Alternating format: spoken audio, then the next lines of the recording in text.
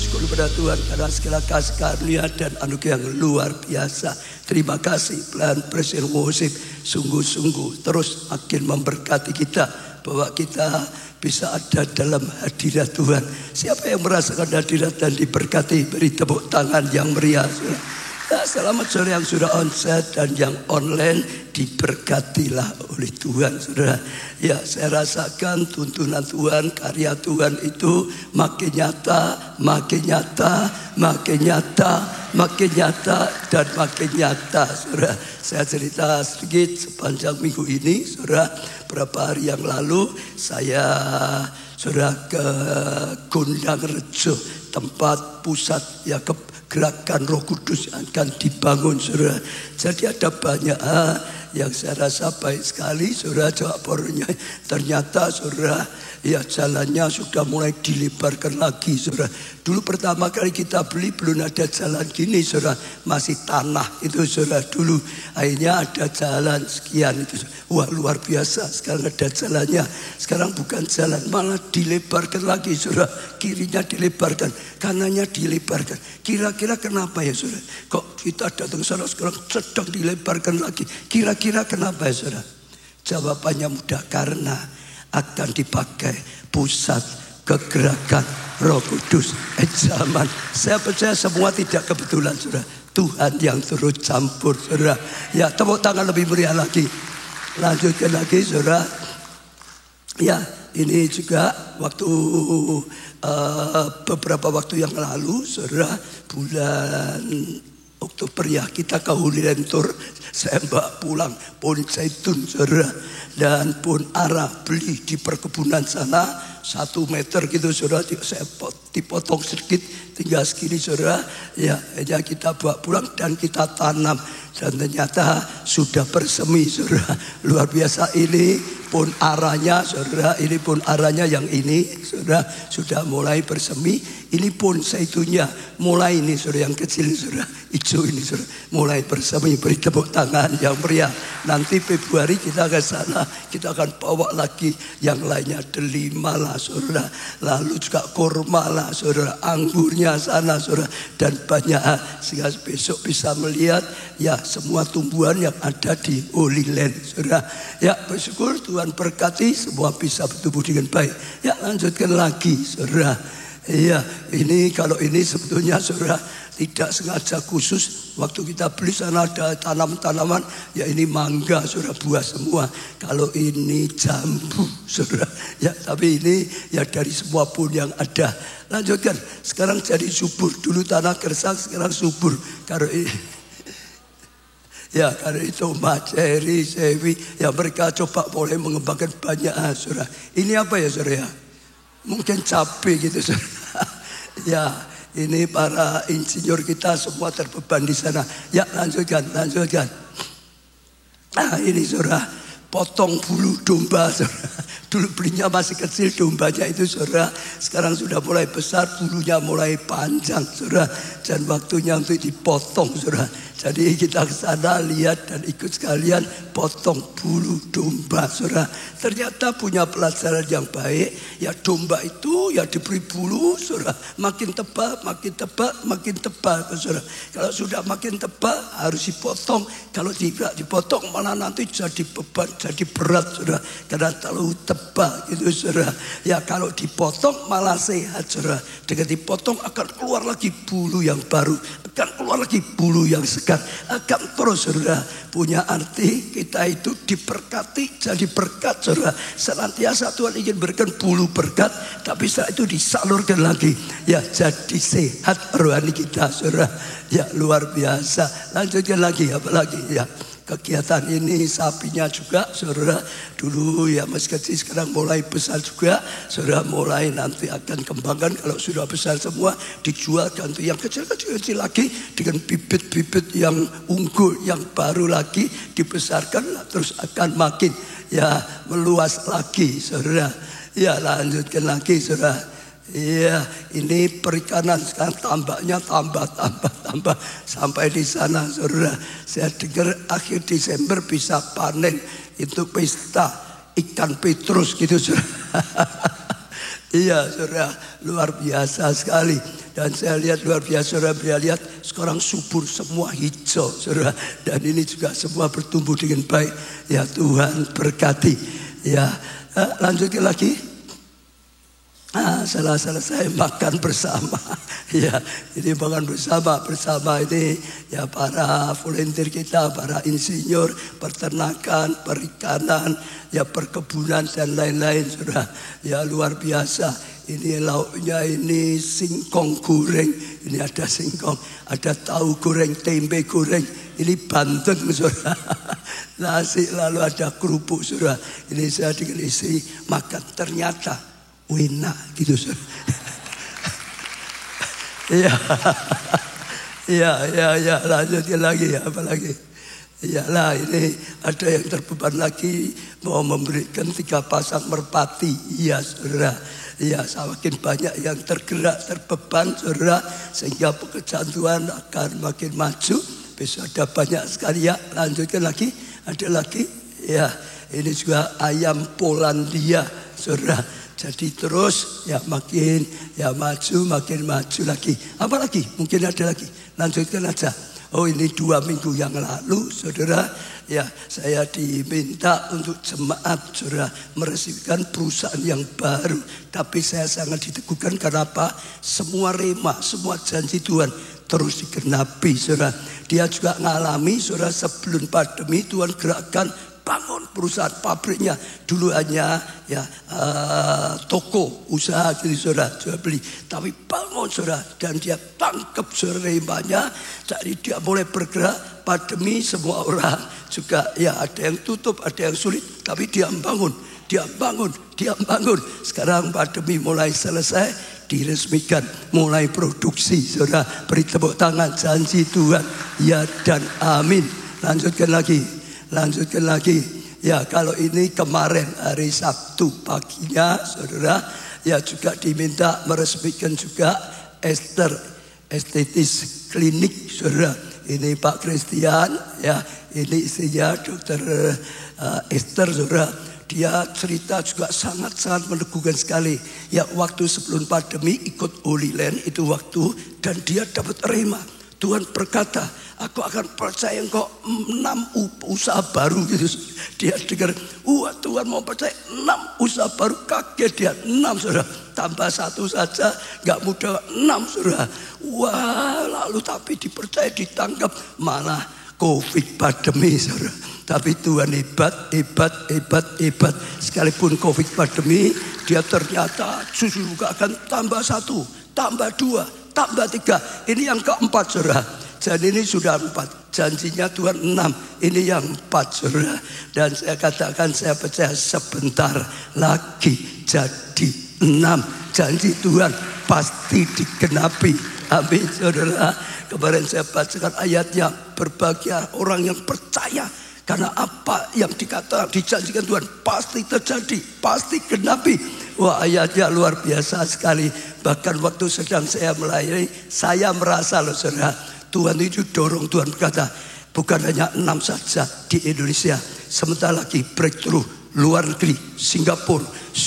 Saya kok rasa ya dorongan Singapura. Saya sampaikan, saudara, dan saya percaya bagi Allah tidak ada yang mustahil, saudara. Ada lagi nggak? Coba dilanjutkan. Apa ini? Oh, kalau ini kemarin saya ke Palur Plaza karena saya dengar untuk sekolah minggunya nempel dengan tempat ibadah bising terus. Saya sana untuk ya memperbaiki sehingga sekolah minggu bisa berjalan dengan baik. Semua diberkati, yang umum diberkati, sekolah minggu bisa diberkati. Satu lagi mungkin masih ada ya, masih ada enggak yang disiapkan sana? Apa ini? Miracle Life, saudara. Ya luar biasa, saya rasakan hadirat Tuhan makin nyata. Kemarin itu luar biasa sekali, saudara. Ada satu petugas pendoa yang bersaksi, wow, berangkat itu badannya sakit, gak enak semua. Waktu mulai pujian masih gak enak, tapi terus masuk hadirat Tuhan. Dan ternyata, saudara, malah jadi sehat, sembuh, saudara. Pulang sudah sembuh, saudara. Dan banyak kesaksian yang luar biasa. Saya tahu ya Miracle Night Worship akan menjadi salah satu ukupan bagi Tuhan untuk kegerakan ini, akan menjadi misbah bagi Tuhan. Akan ada api Roh Kudus yang besar, yang menyala-nyala, yang datang akan tangkap obor kegerakan api Roh Kudus untuk dibawa di mana-mana. Sampai kemarin itu yang bersaksi berkata, kalau aku nggak datang tadi Miracle Night rugi katanya gitu saudara. Untung datang lah saudara. Kalau tidak datang rugi katanya saudara. Nggak datang apa saudara? Rugi saudara. Untung datang, tepuk tangannya lebih meriah lagi saudara. Ya, saya rasa itu beberapa kegiatan. Saya lihat Tuhan hebat, Tuhan dahsyat, Tuhan luar biasa.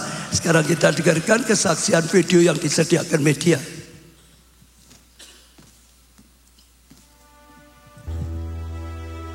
Shalom keluarga Allah, perkenalkan saya Maya Esther dan suami saya Slamet Riyadi. Kami mau menyaksikan cinta kasih Tuhan yang luar biasa yang terjadi dalam kehidupan kami. Diawali dari tahun 2019, Tuhan izinkan kami untuk pindah dari tempat kos kami karena kami tidak bisa membayarnya.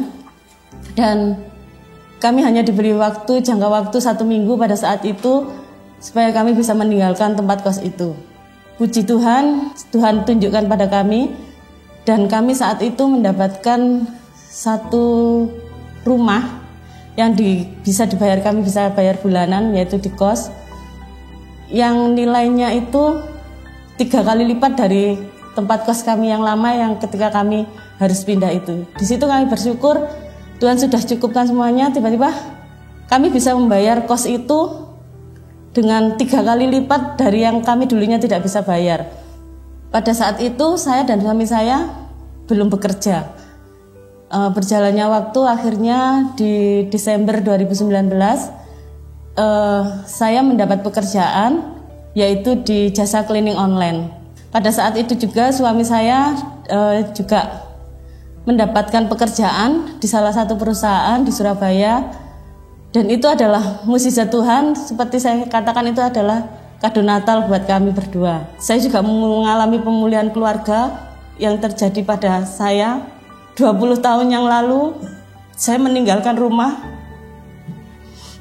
karena saya lebih percaya dan saya lebih mengikuti Tuhan Yesus sebagai Tuhan dan Juru Selamat saya. Saat itu orang tua saya tidak mengizinkan saya. Akhirnya saya harus diusir, saya keluar dari rumah. Saat itu saya masih baru lulus SMA. Dan di situ sejak saat itu saya tidak pernah pulang kembali ke rumah. Kita tidak ada komunikasi lagi antara saya dan bapak saya karena ibu sudah meninggal. Di situ ada firman Tuhan yang mengatakan, datang kepada orang tuamu. Hati saya itu selalu menangis, Tuhan, Engkau tahu apa yang terjadi padaku dan keluargaku. Dan saya ingat pada waktu itu ada remaja yang mengatakan, sukacitamu datang. Saat itu saya percaya, saya tangkap pada waktu saya ibadah itu. Dan Pak Obaja katakan, mari anak-anak datang kepada orang tuamu. Saat itu saya mengambil langkah, saya dan keluarga mengambil langkah untuk saya datang menemui bapak saya. Sebelum saya melakukan itu, saya bertemu dulu dengan Pastor Maria Evi supaya mau mendoakan saya sebelum saya bertemu dengan keluarga saya. Di situ selesai ibadah, saya selesai pelayanan, saya ketemu dengan Pastor Evi. Kami berdoa, saya minta didoakan pertemuan kami penuh dengan sukacita karena saya percaya sukacita saya sudah datang saat itu. Setelah kami berdoa, kami pergi berangkat ke Gresik, ke tempat bapak saya. Dan puji Tuhan, saat pertemuan itu benar-benar sukacita Tuhan itu datang. Saat itu seperti tidak ada terjadi masalah antara kami. Di 20 tahun yang lalu, padahal di saat saya menikah pun saya tidak mendapat izin, saya tidak mendapat restu karena saya tidak bisa berkomunikasi lagi. Di situ Tuhan Yesus itu luar biasa. Di saat kita mau melangkah, kita mau buka pengampunan, Tuhan juga buka jalan. Dan mujizat Tuhan tidak berhenti sampai di situ saja. Di Januari 2022, Tuhan izinkan kami memiliki mobil mujizat. Mobil itu kita berjanji kita pergunakan untuk pelayanan penjemputan, karena semua itu adalah milik Tuhan, bukan milik kami. Karena kebaikan Tuhan yang sungguh luar biasa, dari saya yang bukan apa-apa, semua itu sudah Tuhan pulihkan. Sampai saat ini kami tidak tahu lagi apa yang bisa kami lakukan untuk menyenangkan hati Tuhan. Kami hanya mau taat dan setia melakukan apa yang menjadi perintah Tuhan. Bukan di situ saja, Tuhan Yesus juga mengizinkan saya untuk bisa punya usaha laundry. Dan itu berkat Tuhan yang sekian kalinya yang Tuhan sudah berikan kepada kami sekeluarga. Mari saya ajak Bapak Ibu, saudara sekalian, tangkap rema Tuhan yang ada di dalam gereja keluarga Allah. Lakukan apa yang menjadi bagian kita. Percaya Tuhan Yesus sanggup memulihkan semuanya. Jadi yang tidak ada menjadi ada. Terima kasih, Tuhan Yesus memberkati. Haleluya, beri tepuk tangan yang meriah. Saudara, itu peneguhan dari seri khotbah ini. Ya, betapa luar biasanya anugerah yang melimpah kalau datang dalam kehidupan kita. Hidup dalam kasih karunia. Kenapa diawali bayar kos saja nggak bisa, saudara. Tapi karena ada anugerah yang melimpah, hanya bisa bayar sewa atau kontrak rumah. Sekarang bukan kos yang harganya 3 kali lipat malah lunas, saudara. Karena anugerah yang melimpah, gak ada kerjaan dapat pekerjaan. Karena anugerah kasih karunia yang melimpah, saudara, masalah rumah tangga yang retak 20 tahun dipulihkan oleh Tuhan. Saudara, tepuk tangan yang meriah, saudara. Iya, saudara, dulu diusir, sekarang diterima, saudara. Karena kasih karunia anugerah Tuhan yang dinyatakan nggak punya apa-apa jadi punya mobil, saudara. Malah punya usaha laundry. Tepuk tangan bagi Tuhan kita. Ya, saudara, tangkap, saudara yang onset, saudara yang online. Saya lihat ada Ibu Weber dari New York, ada juga Kesia dari Jepang. Ya, semuanya, saudara yang online juga tangkap sungguh-sungguh. Ini saatnya Tuhan akan nyatakan kemuliaannya di tengah-tengah kita, luar biasa. Hari ini saudara kita mulai belajar firman dengan tema anugerah selamanya. Bukan hanya melimpah, saudara, bukan hanya luar biasa, tapi senantiasa selamanya, saudara. Dulu ada anugerah melimpah, sekarang tetap ada anugerah melimpah, selama-lamanya tetap ada anugerah melimpah. Dengan tujuan apa? Supaya kita bisa jadi berkat juga sama, senantiasa selama-lamanya. Dulu bisa jadi berkat, sekarang bisa jadi berkat, selama-lamanya jadi berkat. Kalau dulu belum bisa jadi berkat, minimal sekarang bisa jadi berkat, selama-lamanya bisa jadi berkat. Tepuk tangan yang meriah, saudara.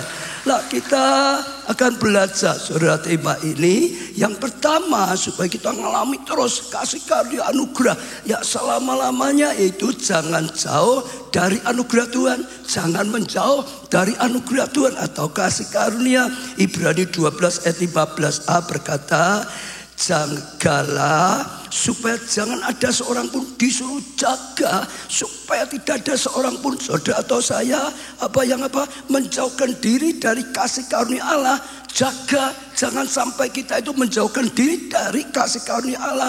Dari ayat ini kita bisa petik pelajaran yang seringkali membuat kasih karunia jauh itu bukan Tuhan yang menjauh, kasih karunia yang menjauh, kita yang seringkali menjauh dari kasih karunia. Maka disuruh jaga hidup kita, jaga tutur kata kita, jaga pikiran dan semuanya, saudara, supaya kita tidak menjauh dari kasih karunia daripada Tuhan. Kalau kita jaga pasti, karena Tuhan kita itu pasti, dulu, sekarang, selamanya tetap sama. Dulu Maha Kuasa, sekarang selamanya. Dulu Maha Kasih, sekarang Maha Kasih, selamanya Maha Kasih, saudara.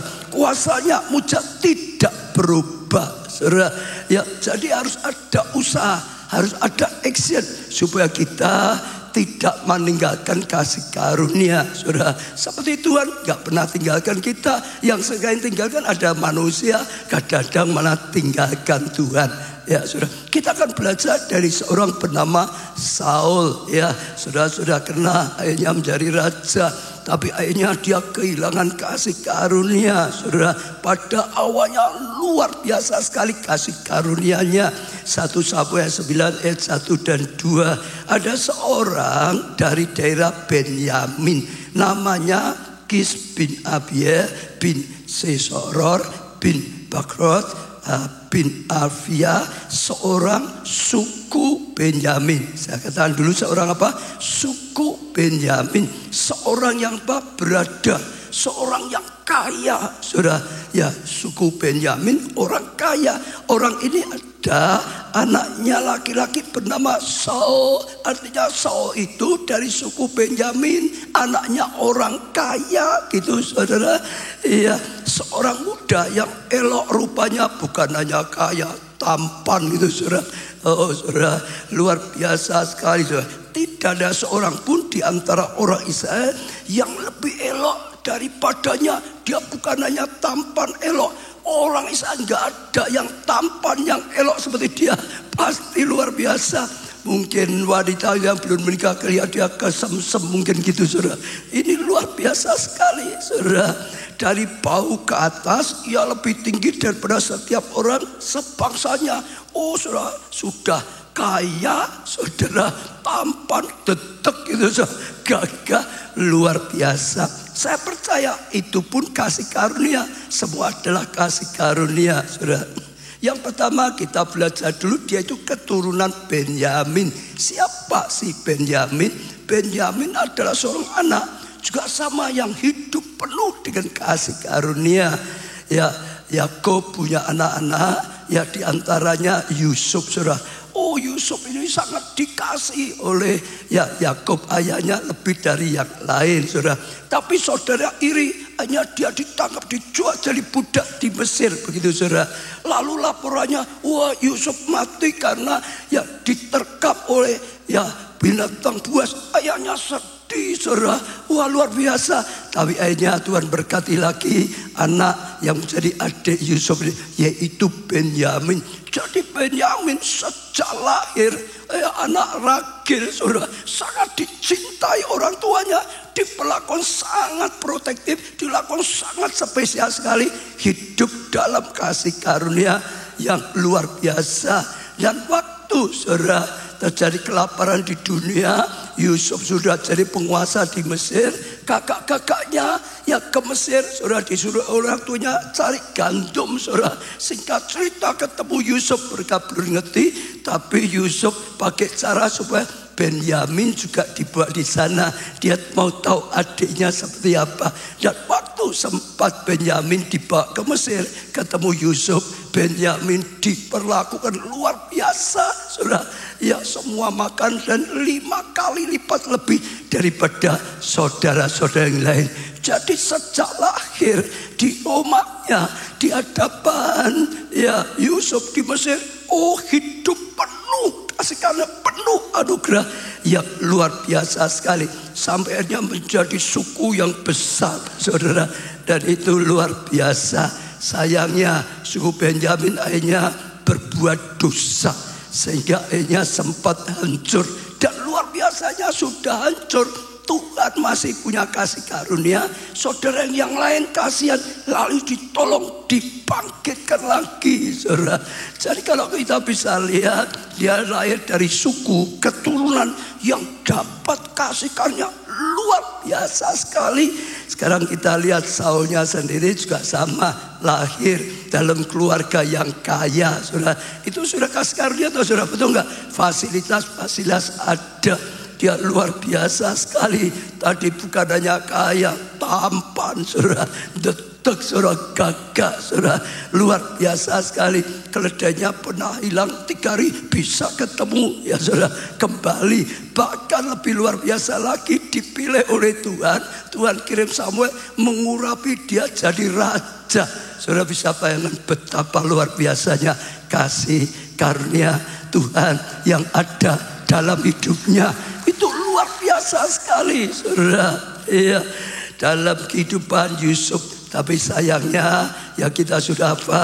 Dalam kehidupannya dia sedang menjauh dari Tuhan, menjauh dari kasih karunia. Akhirnya dia jadi lemah, akhirnya dia banyak melakukan kesalahan, bahkan akhirnya sampai mati konyol, saudara, binasa. Sayang, orang yang dapat kasih karunia luar biasa sekali, saudara. Awalnya Nabi akhirnya kehilangan kasih karunia. Saya doakan setiap jemaat, setiap pelayan Tuhan, tidak ada yang mengalami seperti ini.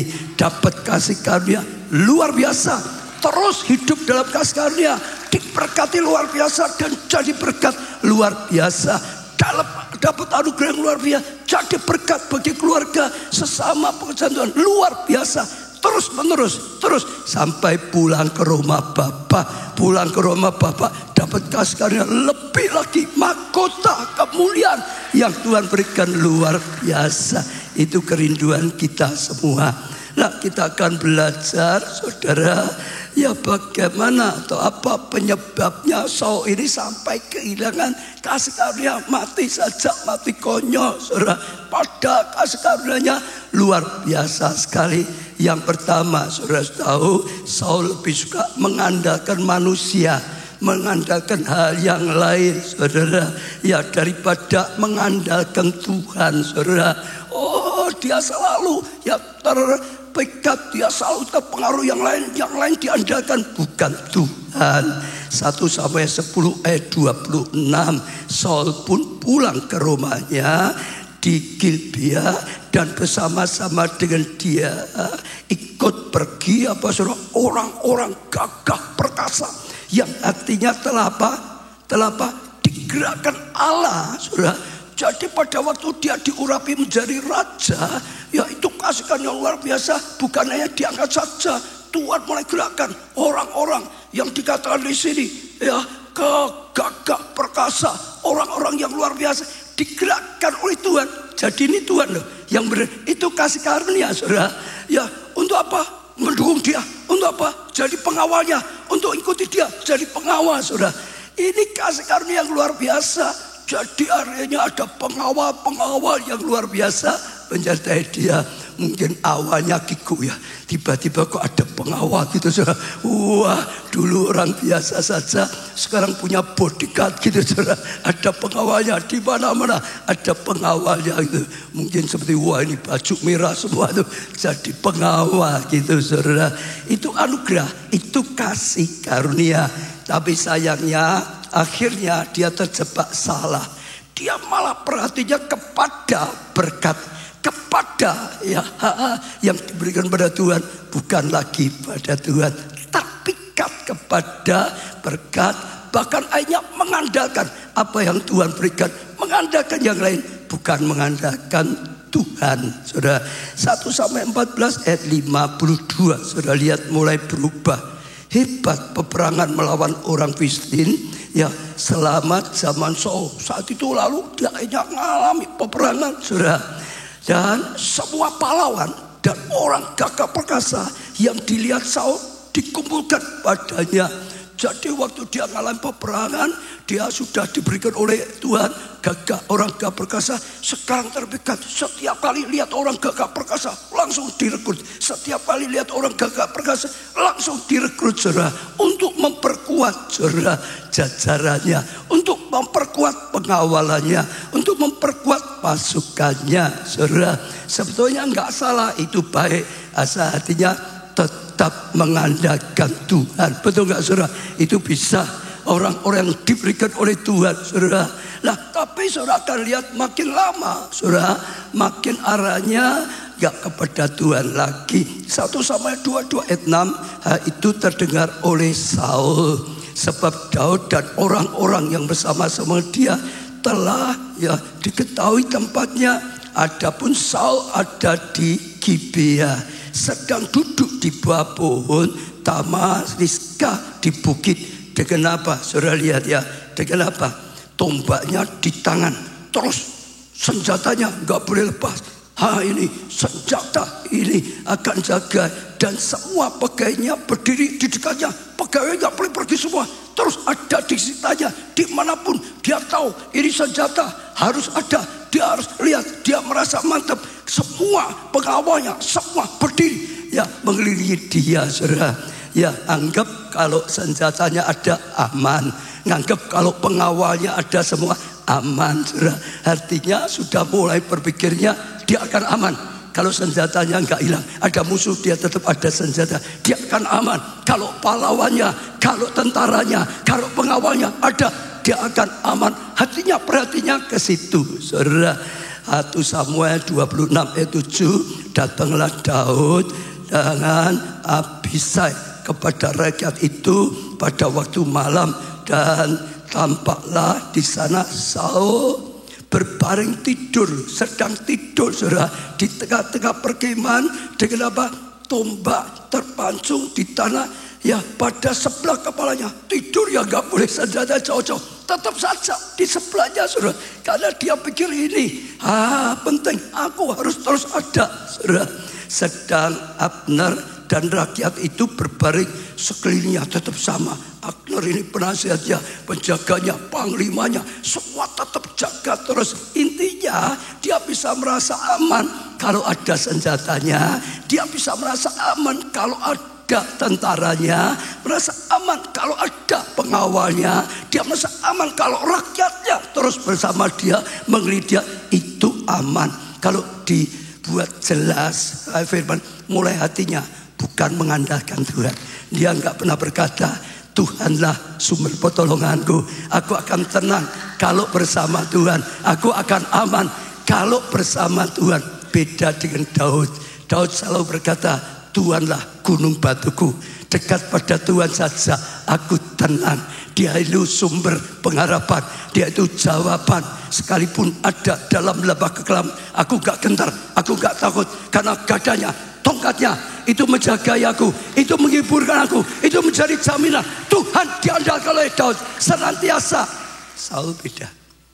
Saul sekalipun dapat kasihkan yang luar biasa, hatinya tidak terpikat, tidak mengandalkan Tuhan, tidak berpusat, tapi semua yang lain dia selalu. Sehingga saudara dengar, waktu perang menghadapi Goliat, Goliat keluar, mereka sedang ada belum kalah, saudara. Goliat menantang, siapa yang berani? Ayo maju, kalahkan aku. Kalau bisa kalahkan aku, bangsa aku Filistin jadi budakmu. Kalau kamu nggak bisa, kalau kamu kalah, kamu jadi budakku. Nggak ada. Oh, tentaranya Daud yang berani, termasuk pengawalnya diandalkan itu, nggak ada yang berani. Lah dia akan pikir kalau pengawalnya ada dia aman, betul nggak, saudara? Kalau tentaranya dia aman. Lah sekarang semua pengawalnya nggak berani, semua tentara yang takut, yang diandalkan aja takut, dia ikut takut, dia ikut gentar, dia yang nggak berani. Betul? Karena yang diandalkan bukan Tuhan, yang diandalkan adalah tentaranya, yang diandalkan adalah pengawalnya, yang dianggap gagah perkasa. Beda dengan Daud. Waktu Daud sampai di situ, lihat sedang dilecehkan, Daud berkata, siapa orang tidak bersunat Goliat ini berani menghina barisan Allah? Betul, saudara? Kenapa? Yang diandalkan Allah. Daud mengandalkan Allah. Allah ada di pihak kita. Siapa lawan kita? Kok Goliat gitu berani menghina seperti itu? Dihajar oleh Tuhan habis Goliat itu. Dia mengandalkan Allah. Dia enggak gentar, dia enggak takut. Dia lawan Goliat, dia kalahkan Goliat dengan pertolongan Tuhan, dengan pengurapan Tuhan, bisa dipakai oleh Tuhan. Dengar, kalau saudara mengandalkan lain bukan Tuhan, saudara banyak takutnya. Saudara banyak takutnya. Andalkan Tuhan. Boleh Goliat masalah datang dalam hidupmu, saudara enggak guncang. Saudara mengandalkan apapun lah, mengandalkan orang tua, mengandalkan keluarga, mengandalkan kekayaan, mengandalkan titel kepandaian, itu enggak jaminan.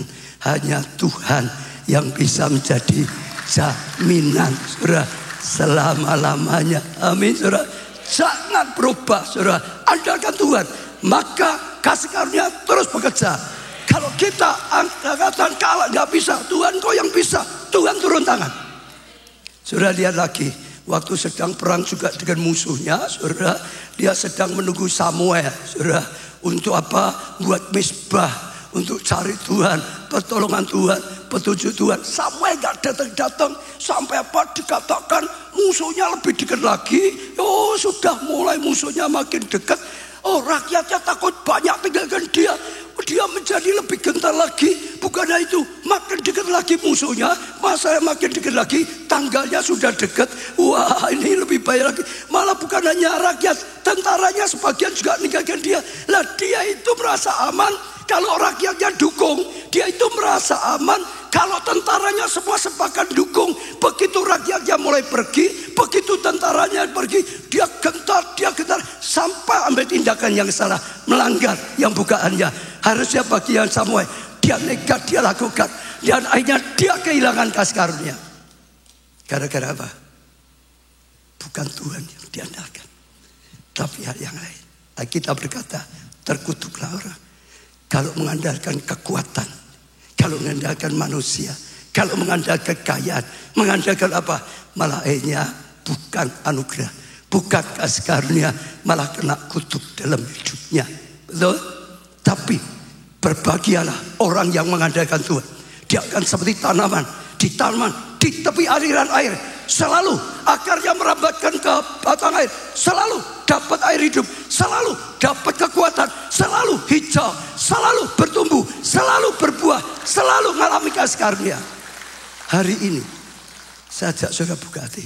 Apa yang saudara andalkan untuk masa depanmu? Kalau aku anaknya orang kaya, aku bisa sekolah lanjutan. Jangan. Ada Bapa surgawi yang kekal. Bagi dia tidak ada yang mustahil. Dalam apapun lah saudara bangun rumah tangga. Kalau pasanganku baik, ya aku bisa jadi baik. Keliru. Tuhan bisa buat saudara baik. Tuhan bisa saudara jadi terang. Tuhan bisa pakai saudara selamatkan keluarga. Satu orang diselamatkan, seluruh keluarganya bisa diselamatkan. Andalkan Tuhan, janji Tuhan bisa digenapi. Taati firman Tuhan. Jangan andalkan apapun. Jangan andalkan apapun. Kasih karunia itu hanya kemurahan.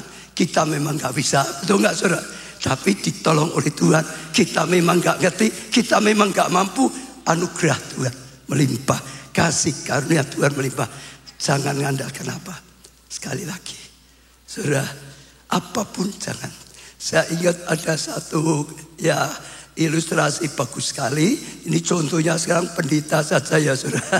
Ganti saya pendeta. Satu hari ada seorang pendeta oleh organisasinya dipindah. Mau diutus di satu daerah yang agak terpencil saudara. Lalu dia mulai mikir gimana ya. Daerah itu ya aman atau tidak ya? Bagaimana ya daerah itu ya? Wah, kira-kira orang-orangnya baik atau tidak ya? Dia mulai tanya-tanya. Dan waktu dia tanya-tanya, orang berkata, wah itu bahaya loh. Daerah itu banyak garongnya loh. Daerah itu banyak perampoknya.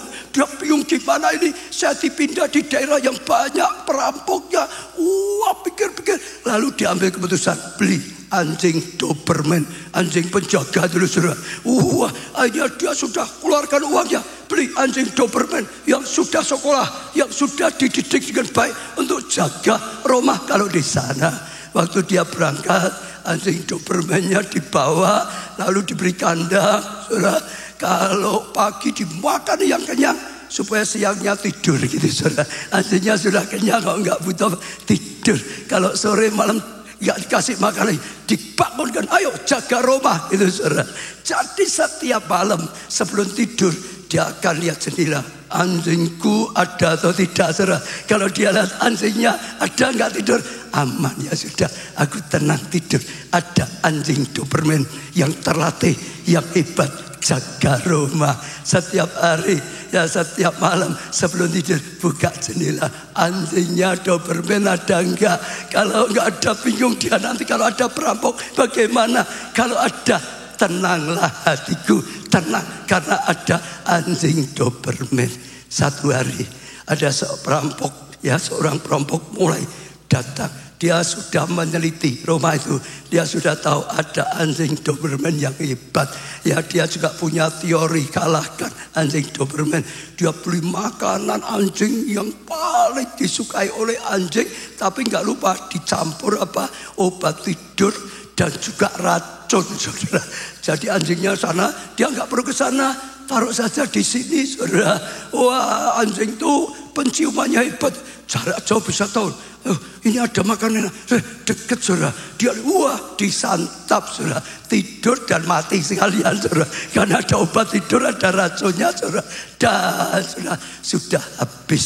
Lalu perampoknya mulai masuk saudara. Dia naik ke plafon saudara, mulai cari di mana kira-kira tempatnya. Ya kira-kira yang ada hartanya. Dia mulai intip, buka sedikit plafonnya, buka sedikit. Satu kali waktu dia dibuka, dia lihat pendetanya sedang doa, sedang sembahyang. Lalu dia pikir, kalau di gereja khotbah, wah hebat-hebat pendeta. Kalau di rumah apa ya, ngomongnya apa ya gitu. Lalu dia tempelkan gitu saudara di plafon. Ini doanya apa ya?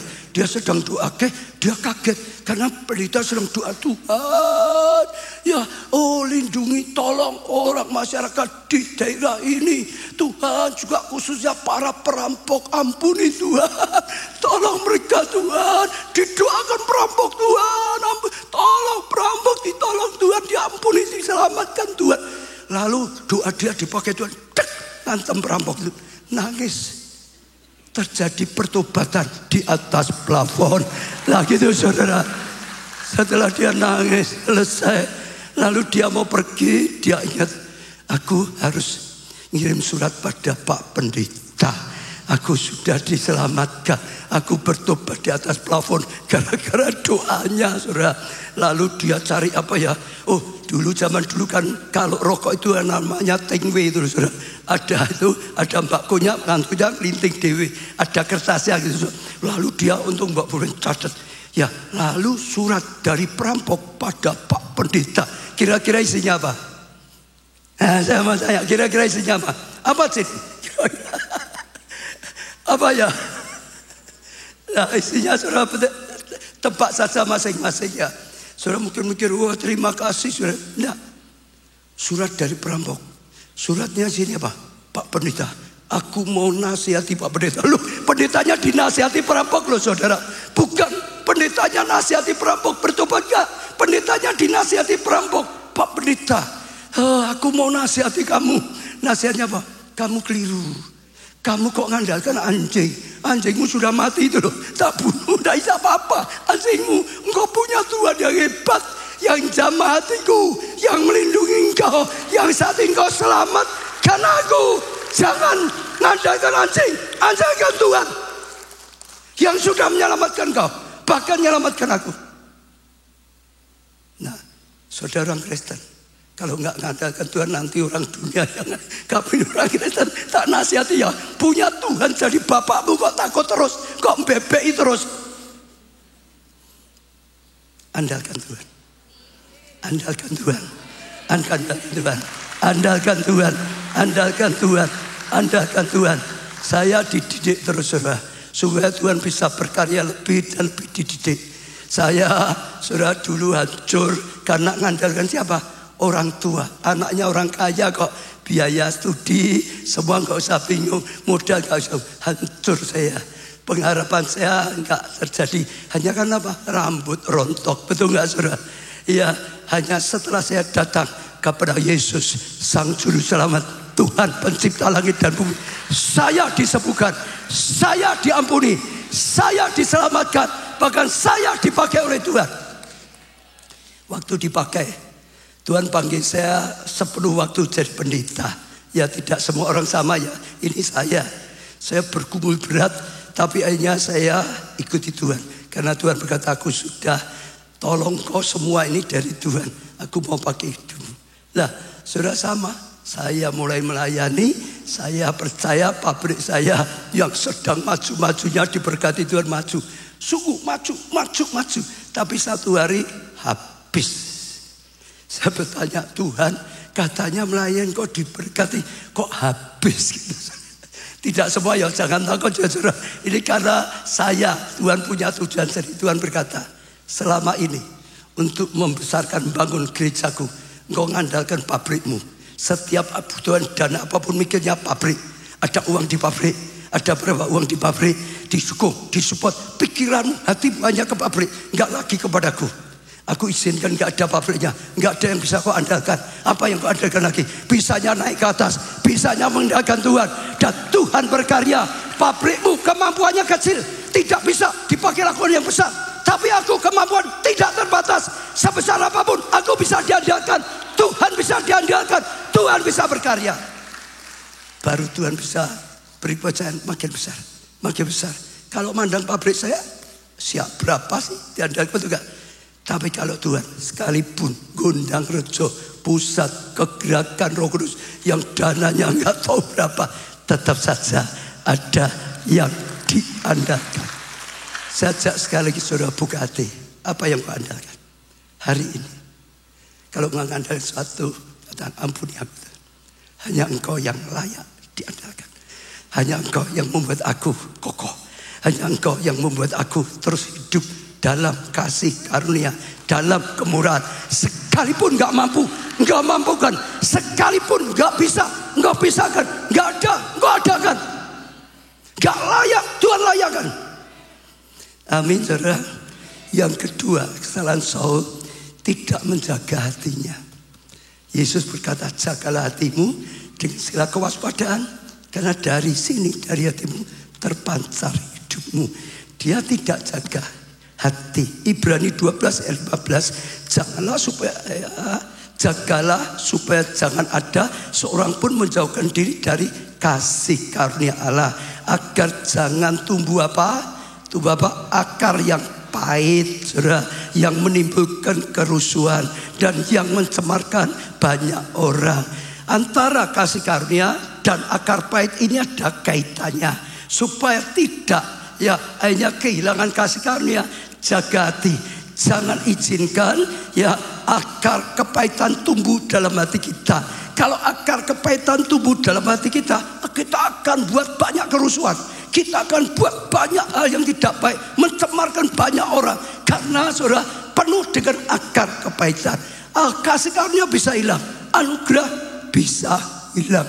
Seperti Saul, 1 Samuel 18 ayat 6 sampai 10. Tetapi pada waktu mereka pulang, ketika Daud kembali sesudah mengalahkan orang Filistin itu, keluarlah orang-orang perempuan dari segala kota Israel menyongsong Raja Saul sambil menyanyi dan menari-nari dengan memukul rebana dengan sukaria dan dengan membunyikan kerincing. Dan perempuan yang menari-nari itu menyanyikan balas-pembalas. Katanya Saul mengalahkan berapa? Beribu-ribu musuh, saudara. Tetapi Daud berapa? Berlaksa-laksa. Berlaksa itu puluhan ribu.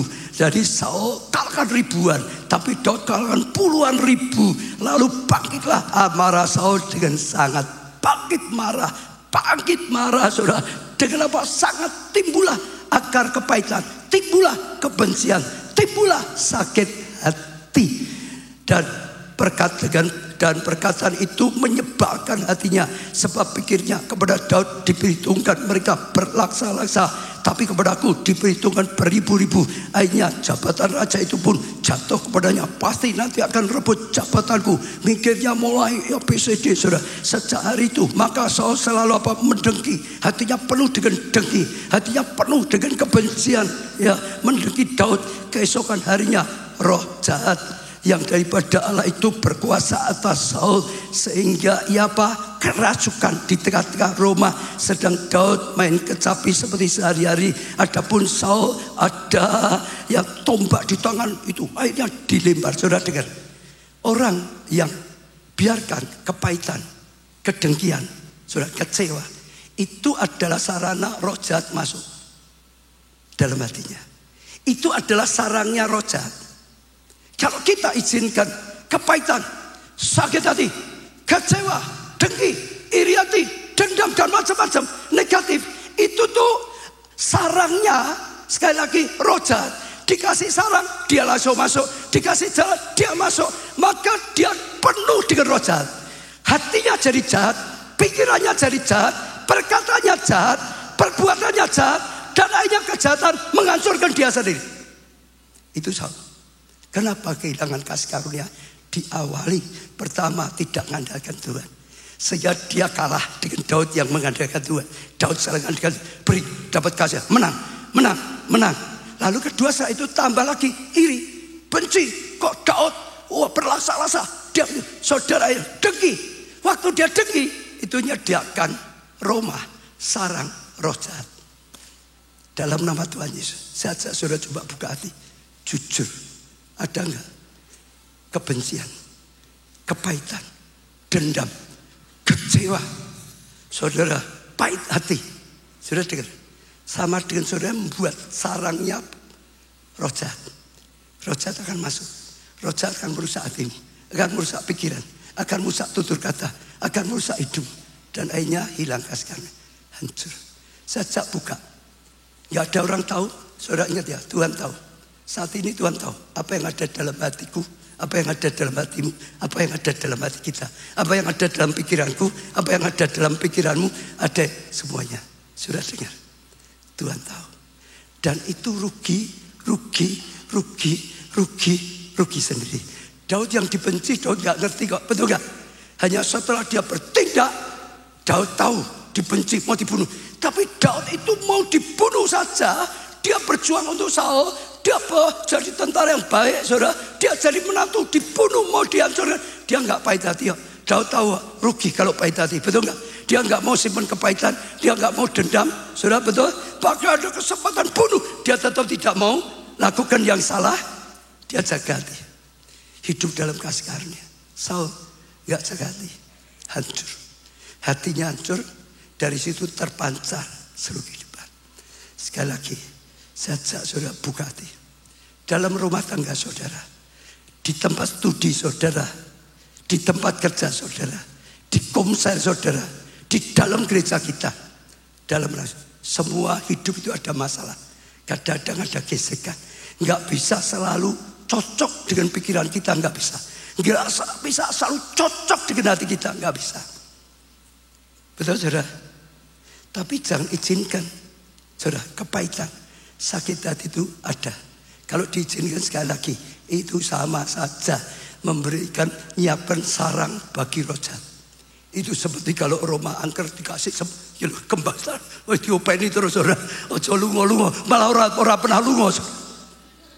Loh, ya toh? Buka hati pada Tuhan, buang. Jangan sakit hati. Kalau terlanjur masuk, buang. Dalam nama Tuhan Yesus, buang, bersihkan. Biar hanya Roh Allah yang penuhi hati kita. Biar hanya Roh Kudus yang penuhi hati kita. Roh Kudus yang menuntun kita. Roh Kudus yang berkarya. Firman Tuhan yang penuhi kita. Hidup dalam Tuhan, berjalan dalam Tuhan, berkarya dalam Tuhan. Amin. Jadi jangan hidup kita itu gitu. Dengar, hidup kita itu tidak tergantung siapapun. Hidup kita itu tergantung Tuhan dan kita sendiri. Kalau Tuhan sudah pasti, kasih setianya nggak pernah hilang. Betul ya? Kasih setia Tuhan nggak pernah hilang dari kita.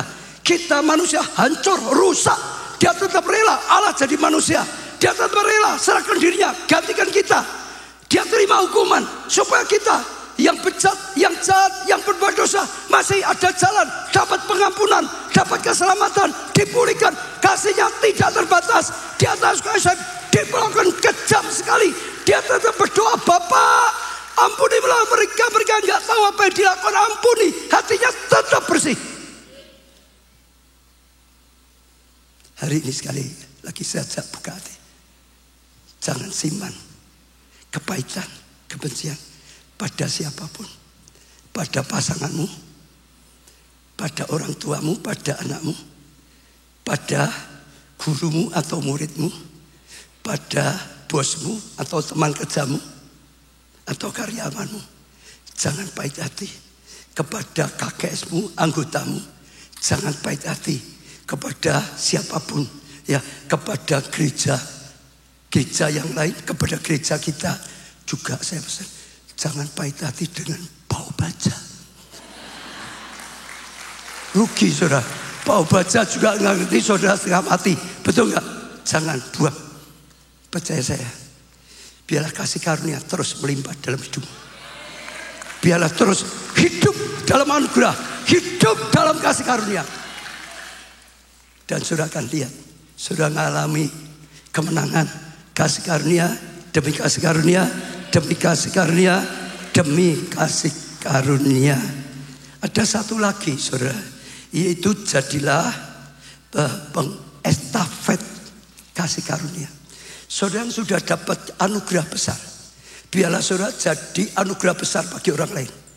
Saudara yang sudah dapat kasih karunia, biarlah saudara bisa dipakai Tuhan jadi kasih karunia bagi orang lain.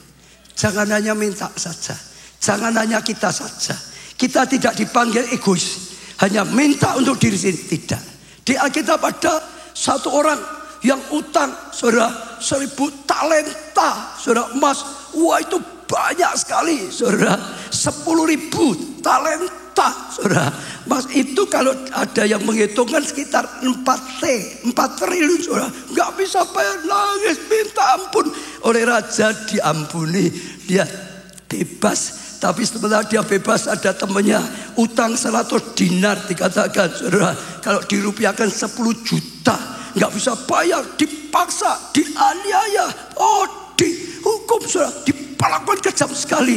Berita itu akhirnya dengar oleh raja, panggil oleh raja, kamu kurang ajar, utangmu 6M diampuni, tapi orang lain hutang dengan kamu hanya 10 juta, kamu aniaya, kamu paksa, kamu peres, kami hancurkan dia.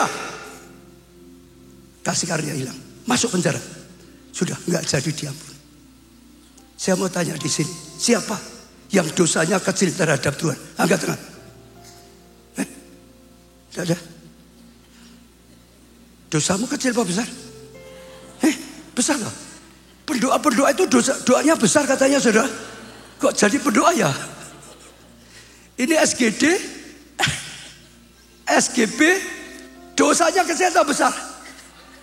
Andre, dosa kecil atau besar? Besar. Tadi nonser ya? Ya, dosamu kecil atau besar? Loh, kok itu ya, saudara? Nonser ya?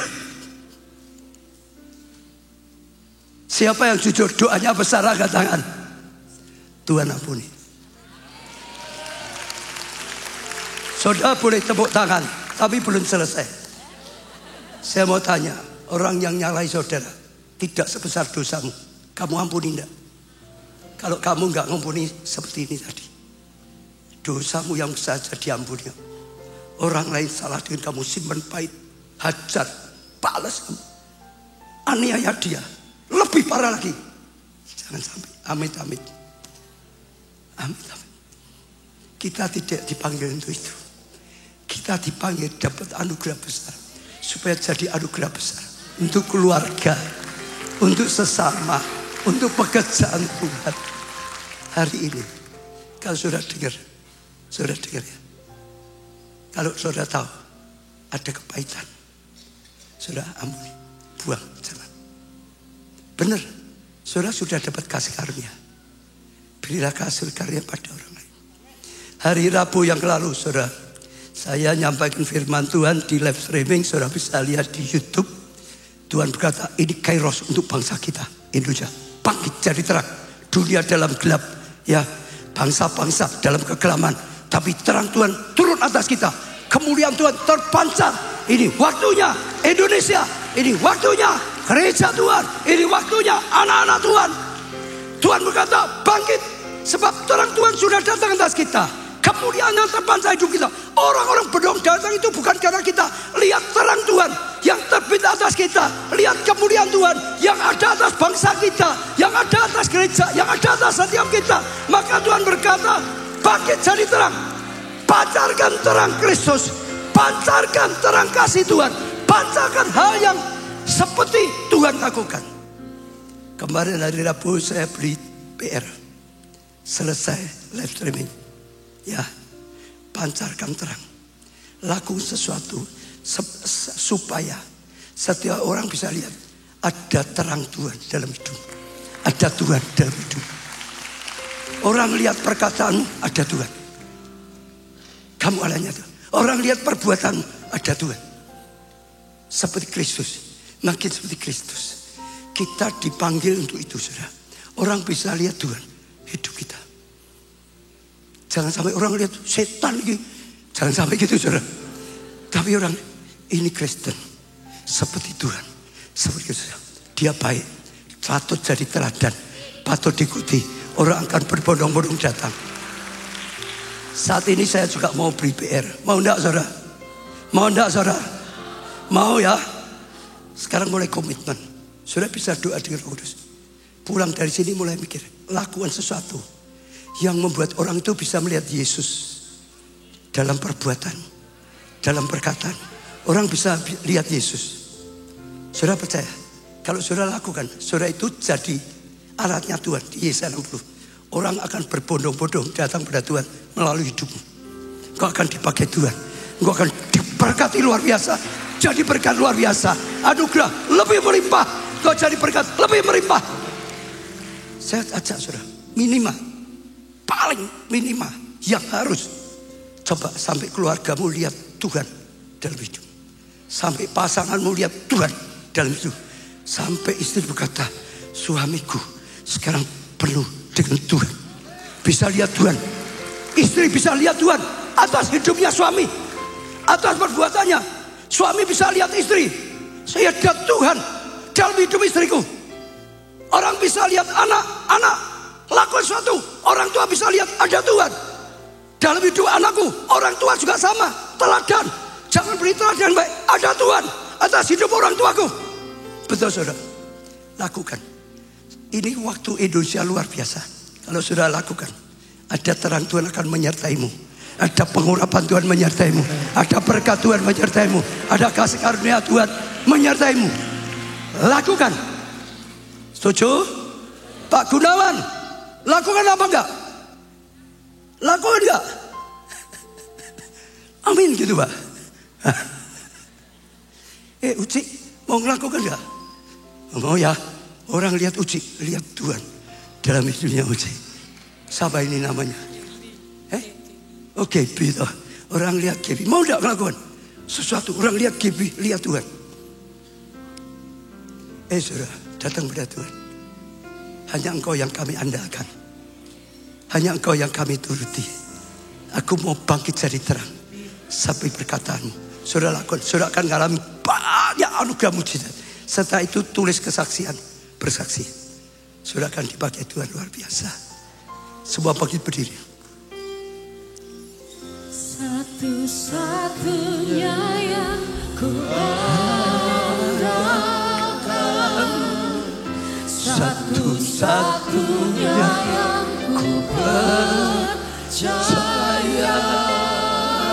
Engkau sumber kekuatan, sumber keharapan, sumber kedamaian. Satu-satunya yang ku andalkan, satu-satunya yang ku percaya, Engkau Tuhan memberkati, Tuhan menyembuhkan, Tuhan Katakan sekali lagi, Kau satu-satunya Tuhan yang kami andalkan. Kami tidak mau terikat harta, kami tidak mau terikat oleh hal lain. Hanya Engkau yang memikat hati kami, hanya Engkau yang kami andalkan. Percaya Engkau sumber kekuatan, sumber keharapan, sumber kedamaian. Semua datang pada Tuhan. Saudara angkat tangan saudara. Semua datang pada Tuhan. Mulai berkata-kata pada Tuhan. Katakan hanya Engkau Tuhan, satu-satunya Tuhan. Aku tidak mau tergoda seperti Saul. Aku akan terus mengandalkan Engkau. Aku tidak mau mengandalkan kekayaan yang Kau berikan. Aku tidak mau mengandalkan apapun yang ada di dunia ini. Hanya Engkau yang kami andalkan Tuhan. Mulai berdoa saudara, mulai berdoa, mulai berdoakan. Tuhan ingin supaya kasih karunia itu selama-lamanya ada dalam hidupmu. Tuhan, biar firman-Mu boleh menjadi pembukaan ilahi. Firman-Mu boleh menjadi pewahyuan bagi kami. Firman-Mu boleh menjadi rhema bagi setiap kami Tuhan. Terus Tuhan bisa melihat kasih karunia yang tidak berkesudahan, supaya kami tidak menjauhi. Kami akan terus andalkan Engkau dalam kehidupan kami, untuk masa depan kami, dalam menghadapi tantangan masalah, untuk kebutuhan kami Tuhan, untuk pelayanan kami. Engkau yang kami andalkan, hanya Engkau yang kami andalkan. Kami mau jaga hati kami tidak mau simpan kepahitan, kami tidak mau simpan dendam, kami tidak mau simpan iri hati, kami tidak mau simpan Tuhan yang tidak baik, yang jadi sarang penyamur Tuhan. Kalau sampai ada yang sempat iri, sakit hati, kecewa, oh maka ampuni aku. Oh, aku buang saat ini semua kepahitan, aku buang semua kecewa, aku buang semua yang negatif, aku buang semua yang menjadi sarang penyamun, semua yang menjadi sarang dari roh-roh jahat. Penuhi hatiku dengan firman-Mu Tuhan, penuhi hatiku dengan Roh-Mu Tuhan, penuhi hatiku dengan Engkau, terangi hatiku Tuhan dengan terang Kristus. Hatiku diterangi, pikiranku diterangi, seluruh hidupku diterangi, perkataanku diterangi Tuhan, tingkah lakuku diterangi Tuhan, bahkan memancarkan terang Kristus, memancarkan Engkau Tuhan, sehingga Tuhan dunia melihat terang-Mu dalam hidup kami, kemuliaan-Mu dalam hidup kami, terang-Mu dalam gereja-Mu, kemuliaan-Mu dalam gereja-Mu. Oh Tuhan, beri hati yang baru, beri hati yang jujur, beri hati yang bersih, beri hati yang penuh kasih, beri hati yang bisa mengampuni, beri hati yang percaya, hati yang mengandalkan Engkau, beri hati yang taat Tuhan, beri hati yang setia Tuhan, beri kami hati yang mudah bertobat Tuhan, terus seperti Daud. Tuhan, Hamba-Mu doakan setiap jemaat pada saat ini, Tuhan, sungguh-sungguh Engkau yang mengurapi, Engkau yang memberi kekuatan, Engkau yang memberi pertolongan, sehingga kami bisa mengerti, sehingga kami boleh percaya, imani, sehingga kami boleh taat, sehingga kami boleh mencari pelaku firman, sehingga kami mengalami kebenaran firman-Mu. Hidup penuh anugerah, hidup jadi anugerah yang besar. Terus Tuhan jadi alat-Mu Tuhan, bahkan berilah hikmat, berilah rema untuk melakukan PR firman-Mu. Jadi pelaku firman, lakukan sesuatu ya minimal untuk keluarga. Orang lihat Tuhan dalam hidup kami, jamah mulut kami, dikuduskan mulut kami, jamah hati kami, jamah pikiran kami, jamah tingkah laku kami, perbarui di dalam Tuhan. Sungguh-sungguh orang lihat Tuhan dalam gereja-Mu ini, orang lihat Tuhan di dalam kelompok kami, orang lihat Tuhan dalam hidup kami, orang lihat kemuliaan-Mu, dan orang berbondong-bondong datang. Hamba-Mu juga berdoa untuk yang sakit, sembuhkan Tuhan, supaya dengan yang tubuh yang sehat melayani Tuhan, balas cinta kasih Tuhan, dengan kekayaannya balas kebaikan Tuhan, dengan talenta kepandaiannya balas kebaikan Tuhan. Dan Tuhan berkarya, Tuhan yang kekurangan berkati luar biasa, supaya jadi berkat luar biasa. Yang jalan butuh buka jalan Tuhan, yang butuh pasangan hidup beri pasangan hidup yang terbaik, ibadah bersama, lebih melayani lagi bersama. Yang butuh keturunan dari Tuhan, anak yang disukai Tuhan, yang memuliakan Tuhan, yang hidup dan sungguh-sungguh berkarya untuk Tuhan. Apapun yang didoakan, Hamba-Mu bawa dalam doa syafaat. Ketuk pintu hatimu, bukalah pintu hatimu, berilah jawaban doa daripada Tuhan, bahkan lebih daripada yang bisa diminta, lebih daripada yang bisa dibayangkan. Kata anugerah yang melimpah, anugerah yang besar sedang Kau nyatakan. Kami tahu Tuhan suatu terjadi, kami akan menjadi pelaku firman, kami akan lakukan sesuatu. Orang lihat Tuhan dalam hidup kami, kami pancarkan terang-Mu Tuhan. Kami tahu Engkau yang berkata-kata, dan kami tahu Roh Kudus, Engkau yang menuntun, Engkau yang menolong kami, Engkau yang beri kemampuan. Kami bisa seperti kesaksian yang kami dengar, dia jadi pelaku dan Tuhan beri kemampuan. Tuhan beri pemulihan keluarga. Dalam namamu Tuhan Yesus kami berdoa dan bersyukur. Amin. Beri tepuk tangan yang melimpah. Jangan lupa lakukan sesuatu. Orang bisa lihat Tuhan dalam diri kita. Amin. Amin. Siapa yang gak mau angkat tangan? Siapa yang mau angkat tangan? Beri tepuk tangan. Kita pujikan pujian yang mantap. Saudara-saudara yang terbaik bagi Yesus Tuhan. Terima firman Tuhan dengan sukacita.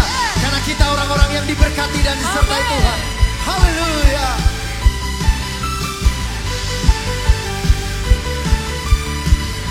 Satu hati satu suara sepakat nyatakan. Kasih setiamu nyata bagiku. Hikmat kebajikan tersedia bagiku. Sebab alasanku limpahkan segalanya. Anugerahnya dan anugerahnya sangat bersuka cita dalam Tuhan. Aku diberkati, aku dilimpahi, karena alasanku untuk menyediakan. Aku diberkati, aku dilimpahi atas sempurna anugerah. Gereja Tuhan sama-sama nyatakan. Aku diberkati. Angkat kedua tangan. Terima berkat Tuhan yang terbaik. Sanggup menyediakan. Aku diberkati. Aku dilimpahi. Lebih lagi sama-sama. Aku diberkati. Aku dilimpahi. Karena alasanku untuk menyediakan. Aku diberkati. Aku dilimpahi atas sempurna anugerah Tuhan bagiku. Kami bersyukur punya Tuhan yang luar biasa. Kami tahu Tuhan berkati kami luar biasa. Supaya kami bisa jadi berkat luar biasa. Supaya kami bangkit jadi terang. Memancarkan terang kasih-Mu. Memancarkan terang kekudusan-Mu. Memancarkan terang kebaikan-kebaikan-Mu. Orang bisa lihat terang Tuhan dalam hidup kami. Orang berbondong-bondong datang pada Tuhan melalui hidup kami. Karena ada kemuliaan-Mu. Terang yang terpancar dalam hidup kami. Terima kasih Tuhan. Angkat tangan saudara tinggi-tinggi. Diberkati saudara oleh Tuhan. Diberkati keluargamu. Diberkati kesehatanmu. Pertumbuhan iman rohanimu. Pelayanan dan kesaksianmu. Diberkati studi atau pekerjaanmu. Diberkati keuanganmu. Diberkati masa depanmu. Diberkati seluruh hidupmu. Diberkati dan jadilah berkat. Karena anugerah dari Allah Bapa, kasih karunia dalam Putri yang tunggal Tuhan Yesus Kristus, persekutuan di dalam Roh-Nya yang kudus, yaitu Roh Kudus sampai selama-lamanya. Saudara diberkati kita bersama.